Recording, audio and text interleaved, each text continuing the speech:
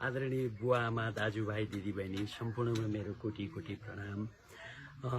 केही दिन अगाडि मैले 2टा क्रिस्चियन गीत खेलेको थिएँ।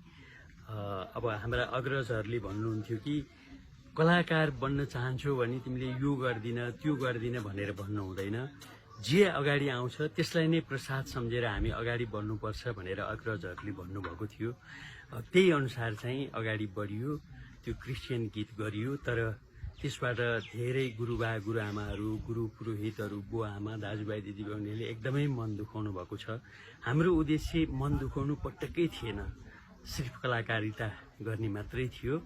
म एकदमै हृदयदेखि क्षमा चाहन्छु। आउँदो दिनहरूमा हजुरहरूको आशीर्वाद लिएर हजुरहरूले भने जस्तै हाम्रो धर्म, संस्कार, संस्कृति, देशले गर्व गर्ने काम गर्न सकौँ। हजुरहरूले मलाई आशीर्वाद दिनुहोला।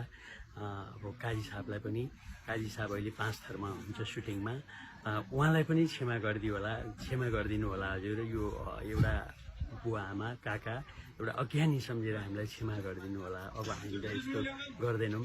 जय होस्, धेरै धेरै धन्यवाद। अहिले हामी 911 भागमा छौँ।